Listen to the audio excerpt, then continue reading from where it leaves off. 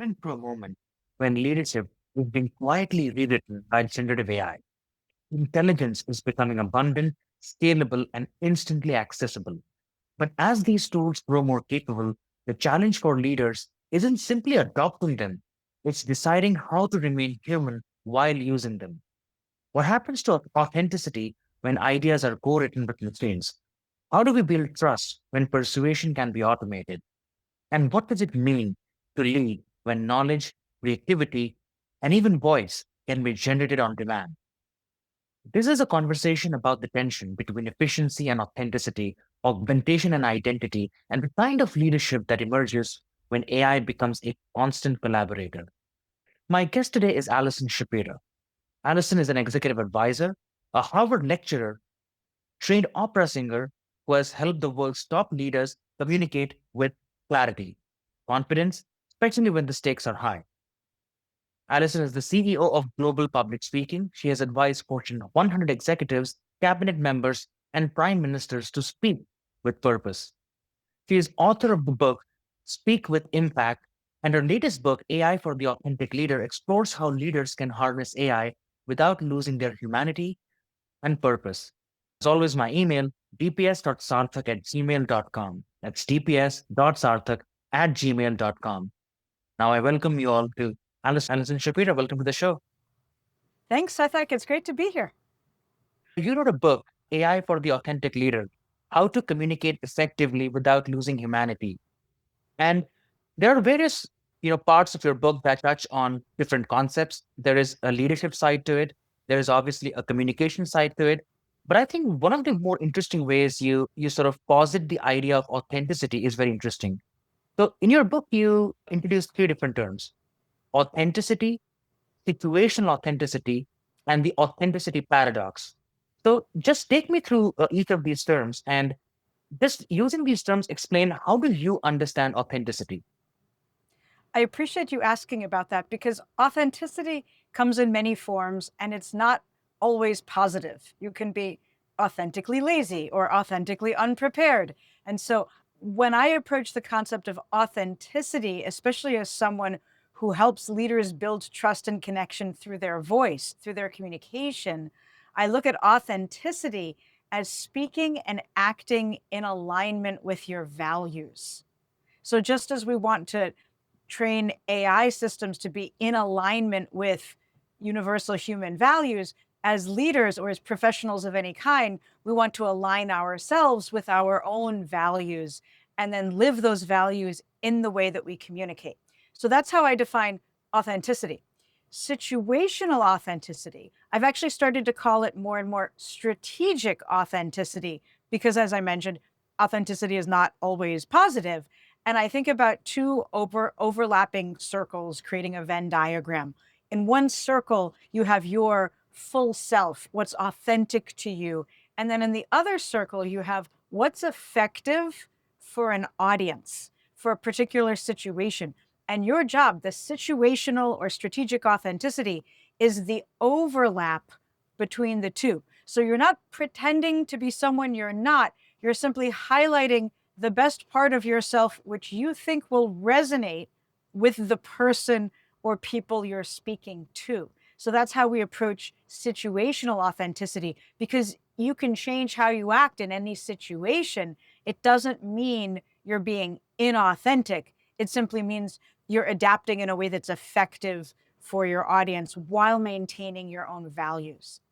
Now, the third concept, which is the authenticity paradox, is looking at the fact that as AI starts to try to appear more human, it's taking on some imperfections that make humans relate to it more, even as humans are starting to use AI to have more perfect communication. And so that's the paradox, that we're trying to sound perfect and the AI is trying to sound more human. And it's such a funny context to see how we're both trying to become like the other. Let's actually double click on situational authenticity because that is an idea that you, I think, express very beautifully in the book through an example where you say that depending on what occasion you're speaking at, you dress yourself according to that particular occasions. For example, if you're on a stage and you have to address a group of business leaders, then the attire that you choose to wear in that particular event will be starkly different from, let's just say, and I think it's worth mentioning that you're also a singer. So when you perform on stage in front of an audience that is there to mellow, have fun, mingle, in that circumstance, your attire would be different, and you would approach that particular occasion differently. And I think that really hits something very, very interesting. Another aspect that you mentioned in your book about this intertwining of technology and authenticity. And you mentioned an anecdote in your book where you were at a conference and you spoke to a leader, and what they mentioned was that they're actually refraining from using artificial intelligence and a sophisticated technology because they don't want to lose their authenticity. So, as somebody who has been following this technology trend for quite some time, what do you think business leaders miss out when they think about the intertwining of leadership and technology? I believe business leaders are missing out because they're not looking at the intertwining of leadership and technology, especially those who work in a tech related field. The focus is on the technology itself, the efficiency that it provides, the way in which we can save time in our roles or in our organizations. When really, and what we're finding right now, as those leaders roll out AI initiatives across their firms, it's not the tech that becomes the barrier, it's the human behavior that doesn't want to adopt the tech. That's the real issue. And you can make the technology as easy as possible. You can make the user experience spectacular. But if you have humans who are afraid of using the technology, whether because they're afraid of losing their authentic voice or they're afraid of losing their jobs once the AI learns how to complete their jobs. So those are not tech related challenges, they're human challenges. And my focus right now is on showing leaders and their teams that you can use tech to be more human, as in, you can use tech to bring out the best version of yourself in any situation. And we have to bring those two together because the impact is beyond technology. So the solution has to encompass more than just technology. Yes, I think that's one of the reasons why when we were talking sort of off camera, I told you that there is something that everyone can take away from your book because even though you're more on the business side of the world, you have been following AI very closely for quite some time. And it's fascinating because when I myself am at a conference and I'm talking to a lot of strategists and business leaders, they always talk about how to leverage AI in the best way possible. But with you, when I was reading your book, in fact, in the very early pages, you were sort of articulating in a very brief way the journey that AI went through when it was done more algorithmically, where everything was an if else condition and everything was meticulously programmed. And then we moved on to this new paradigm where we have these inferencing machines that go out and empirically look for data and make conclusions from that data to then make decisions. And that's, I think, what was really differentiating about your book, the way you understood this technology really well. And so I want to pivot to something that is closely tied to this. In your book, you talk about the best uses of incorporating AI into your work as an employee, as an individual. You talk about corporate jargons, you talk about individual communication, with colleagues. So just to enumerate on a few of them, what do you think in are some of the best ways people in general can leverage artificial intelligence in a way that they're not doing it right now? I appreciate you asking because the book focuses on how do you use AI to communicate in a way that makes you more authentic. So it's not about how to write the perfect prompt or design an AI agent. It's really looking at how do we communicate more effectively as professionals using AI to bring out our best voice. And you mentioned a few of those ways. First and foremost, identifying the jargon in our language, which our target audience might not understand. And because I don't come from a tech background, sometimes I'll go to technical conferences and it's almost like they're speaking another language. I remember my very first client when I started my business, was a group of scientists, and I was helping them with their PowerPoint presentations, and I didn't understand any of the nouns or verbs in their PowerPoint presentations because they were so highly technical. But I knew that a headline on the PowerPoint should not be 3 lines long. Let's make it more concise.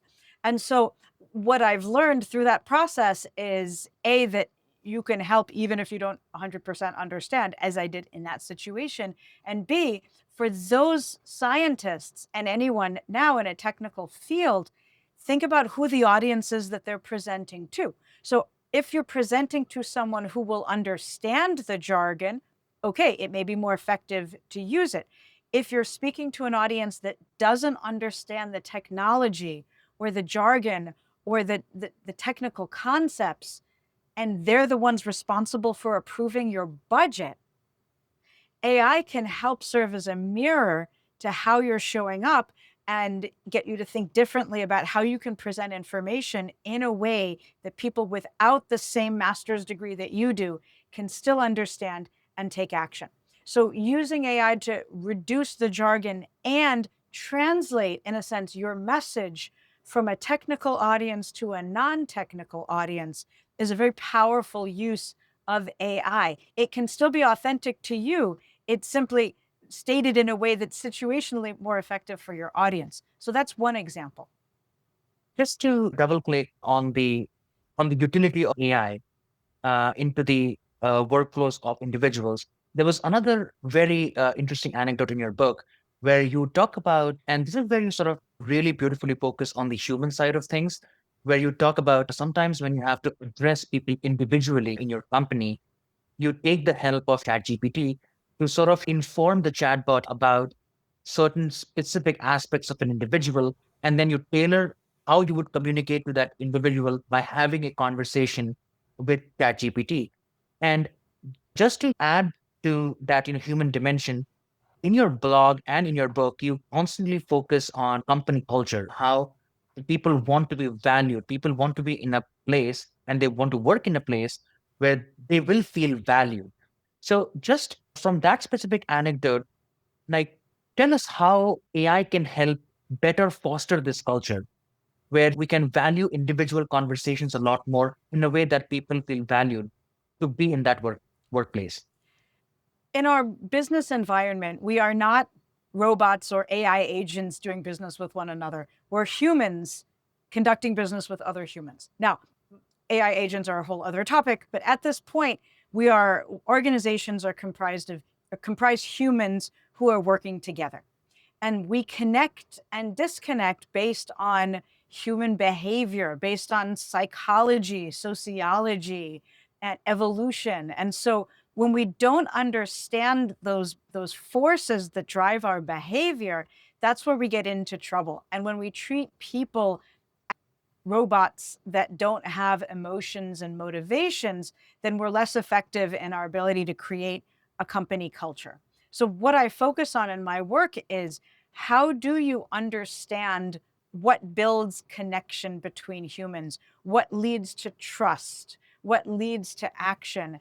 And it's coming from the authenticity with which we communicate, which then invites other peoples to share their authentic voice. And this is not just so everyone can feel better about themselves. It's because when you're able to tap into this authenticity, you create a sense of shared connection, and connection creates trust. And that leads to greater productivity and greater retention within an organization. So there's a strong return on investment on investing in the trust and the culture that you have within your organization. And some people have conflict within an organization because they think one way and their colleague thinks another way. And I'm not going to say one is right or wrong, but the way we view the world is based on how we were raised and what we believe in. And sometimes we need a little bit of help translating between, let's say, someone who grew up in the north of the US versus someone who grew up in the south, someone who's a Red Sox fan versus a Yankees fan. And so AI can help us give feedback on how we might be speaking too much to the Red Sox fans at the expense of and alienating the Yankees fans, as an example. Yep. That's actually very interesting. And one of the other ways in which I think your book was really fascinating is you don't just articulate these concepts in your book. You also give tangible ways in which you're trying to imbibe these ideas in the way you approach some of the things that you do at work. So I want to specifically hyper localize on two very important tools that you posit explicitly in your book. One of them is the custom GPT feature in ChatGPT, and the other is Notebook LM.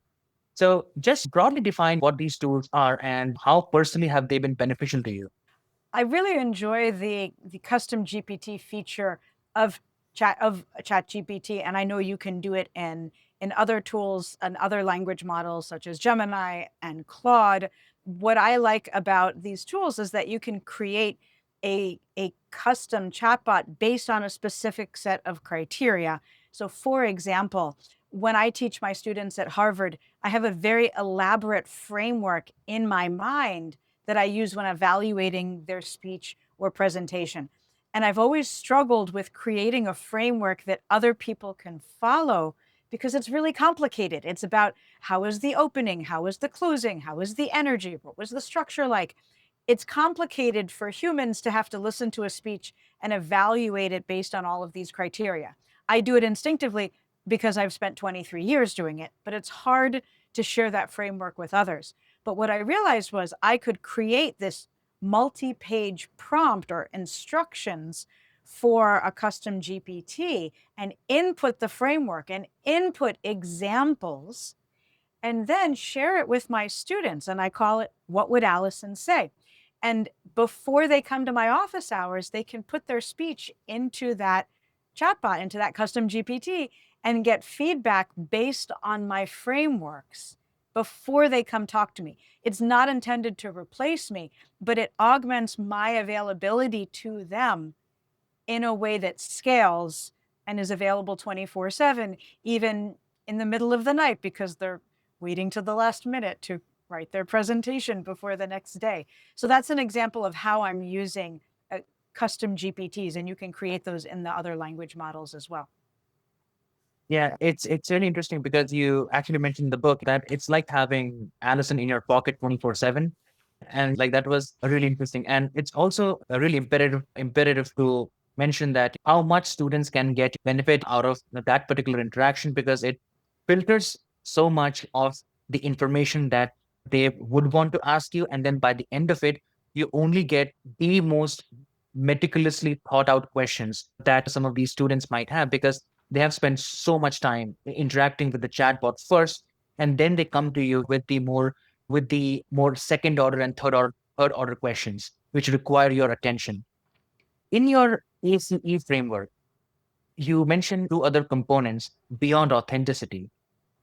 And it's worth mentioning, Alison, that a few weeks ago, you were at the Davos conference in Switzerland.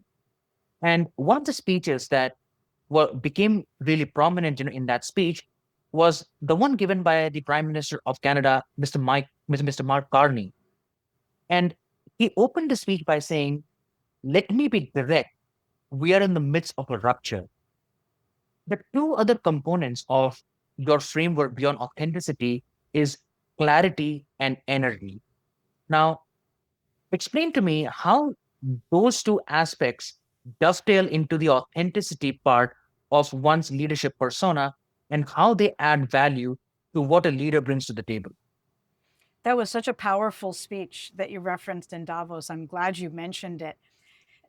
The reason I created this ACE framework, ACE is so easily pronounceable as ACE, is because over 23 years of teaching this information, I kept coming back to these same three components again and again. I found myself teaching them again and again more than any other concept. And authenticity, we've already spoken about in great length. Clarity, C stands for clarity, recognizes that it's not about knowing everything there is to know about a topic. It's about being able to take all that knowledge and put it into clear, concise, compelling language. So our clarity of thought and our clarity of speech are so important in an ever increasing in a world of ever increasing complexity. I'm trying to say that clearly. And then when we add to that the fact that technology is growing and advancing at an ever increasing pace, how do we achieve clarity even in the midst of uncertainty? It's such a nuanced topic that we have to grapple with. And actually, AI is incredibly helpful at achieving clarity because we can put all of that complexity into an AI tool, into a language model, and say, help me clarify this. Help me clarify it for a non technical audience. Help me clarify it for a technical audience. So, clarity is the second component of the ACE model. And then the third component is energy. E stands for energy, which recognizes the moment you enter a room, your energy, your presence is speaking before you say a word. And when we do start to speak, people are paying attention to our energy as much as they are the words. And the challenge is, especially in very technical fields, the idea is content is king. It's all about the words, it's all about the data and the numbers and the information that we're presenting. But yet, if we don't present that information in an engaging, compelling way, people will tune out and they won't listen. So, energy forces us to think about, how do I come across? How do I carry myself? What is the power in my tone of voice? And does the power of my voice match the power of my words? So, when you take all those three together, authenticity, clarity, and energy, when you can apply all three of those to an important meeting, pitch, or presentation, now you're going to command the room and influence others. And when you use AI in a way that augments all three of those components, you become incredibly powerful. So well put. And I think when people will look at your profile, I think they will understand the fact that, you have been in the realm of public speaking for the last 20 years. And it really reflects the amount of wisdom that you have gained over these years. It really reflects in the way you posited this framework. Because even when someone would listen to you on a podcast or on stage speaking, I think there is a very idiosyncratic way in which those three elements really come together, and the way you communicate that message, it really drives the point home. So I actually love reading about this particular framework in your book. And one another very interesting idea that you really tie to this ACE framework is the AI authenticity loop. You, like, throughout even this conversation and in your book, you keep mentioning the fact that we shouldn't look at AI as a technology that's here to take over, but we should think about it from the perspective of, it's there to assist us. It's there to make us better in whatever we do. So talk to me about the authenticity loop, and what is the significance of the authenticity loop in the broader framework of ACE? I created the AI authenticity loop because I realized leaders and professionals needed guidance about how to apply AI to their communication in a way that didn't reduce trust and credibility. And in addition to teaching at Harvard at the Kennedy School, I advise leaders all around the world from all different sectors. And what was lacking was a process to use AI effectively in their communication. So the AI authenticity loop is a 5-step process that you can read about in the book. I also have it, by the way, on my website as an additional resource. If readers and watchers or listeners and viewers of this go to allisonshapira.com/AI, they can download this resource and see the AI authenticity loop. One of the important components is that step one, the first step, and the final step are both delivered by you, the human. This is not outsourcing your first draft to AI. This is not having your avatar give the speech for you. Communication starts and ends with humans in this process. And a point that I make is that this is not about keeping the human in the loop. The human is the loop. And we bring AI in strategically, but we're the ones making the decisions. So we cannot outsource our agency and our critical thinking to AI. This actually really dovetails into this final section in your book, that where you talk about the issue with AI alignment and the potential danger that we face in the future vis-a-vis the job market, vis-a-vis people losing their jobs, and the complete transformation of the private sector. And one of the things that you speak about in your book, and I read another piece by the writer from The Atlantic, Derek Thompson, where he talks about how work is not just something that we do from 9 a.m. to 5 p.m., but it's so intricately tied to what gives us purpose and meaning in our lives. And one of the things also that you focus in your book is before you do anything, before you go into any endeavor, ask yourself, why are you here? What is the purpose that you serve? And you focus a lot on purpose. So just to linger on that, to what degree do you fear that given the transformation that we are going through in the technological realm, so many people will not just end up losing a part of their livelihood, but also losing a part of their purpose? This is the question that keeps me up at night.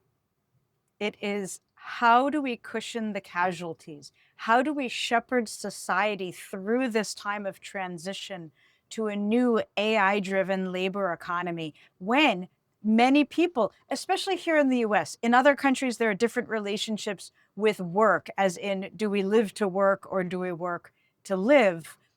But everywhere around the world, and I've trained and coached executives all around the world, everybody wants to have the choice to choose what they want to do, to find work that's fulfilling, to pursue their passions. That's not culturally dependent. The way they express it is, but that's a human instinct for agency and autonomy. And what I'm most concerned about right now is that technology is outpacing the systems that promote humanity and support human flourishing and thriving. And yes, we will build new institutions and we'll create new processes to support human flourishing, but we're not building them as quickly as AI is changing our workflow, our organizations, our staffing, the way in which we hire and fire. And so it's that gap in between that I'm most worried about. And the reason I was in Davos a few weeks ago is because I look at organizations like the World Economic Forum as one of the most powerful convening bodies where people with power and influence come together and talk about what are the decisions we're going to make that are actually going to shape the future of human development. And I believe the decisions we make in the next 2 to 3 years about AI, whether it's about the training or the access, the alignment, the utilization, the transparency of how our data is used, these questions are going to determine the trajectory of human development. And I want to play an active role in shaping that trajectory so that it benefits everyone. I think that's a good place to end. So, Alison, always our final question. What are 2 to 3 books you would recommend to the audience?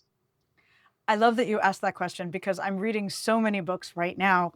And a couple of books, one that I mentioned in my book that I really recommend is it's called 2034, The Year AI Changed Humanity Forever by Kunal Gupta. It's speculative nonfiction, which means it's technically fiction, but based on speculation about what the future could hold.